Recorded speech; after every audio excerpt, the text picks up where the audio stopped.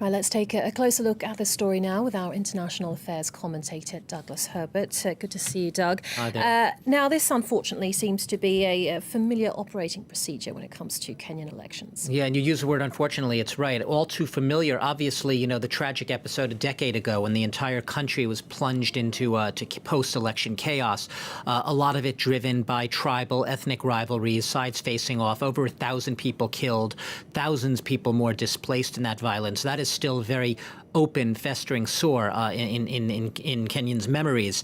And when you said standard operating procedure, unfortunately, it's just that because, yes, recent Kenyan history has been marred by a lot of election disputes, not just the tragic episode that I just mentioned from 2007. Other elections have been very, very fraught and tense, and yet recently, right, we've been seeing what a lot of people saw, at least in the nullification by the Supreme Court back in September of the election result. A lot of people saw in that a sign of perhaps Kenya making democratic inroads. It's in the way it carries about elections. And yet here we are back again in the same sort of operating procedure, if you will, or state of electing, marked by fear, marked by anxiety, unfortunately, yes, marked by sporadic violence, as we're hearing the reports coming out today, and very much back to those that very much sort of line in the sand, which a lot of people chalk up to tribal ethnic rivalries. The president of Kenya, in his address, has basically pointed his finger at the opposition leader, saying that he's trying to almost play on those tribal divisions rather than trying to move past them, rather than trying to look forward to a Kenya where every single election isn't necessarily based on what tribe or what ethnicity you belong to, but more on political affiliations, political allegiances, and which candidates' ideas you actually like more and believe in more.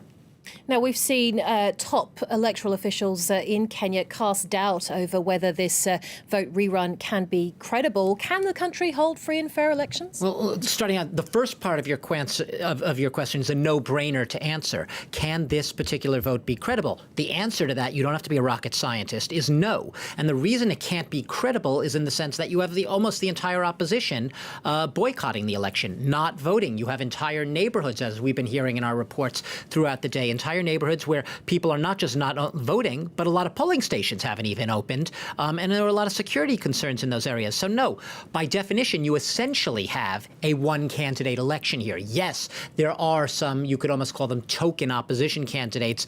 Among them, they're not going to get, anything that amounts to peanuts up against Uhuru Kenyatta. So yes, the question obviously is if, as almost absolutely certain, he wins this particular vote today, who's going to accept that? We already have talk among the opposition leader of forming a resistance movement and actually moving towards some sort of almost a permanent civic disobedience of what he sees as a sham government, as an illegitimate government, as a government that has hoisted a coup d'etat on the Kenyan people from the opposition's point of view. Okay, Doug, thank you very much for that. Douglas Herbert, France 24's international affairs commentator there.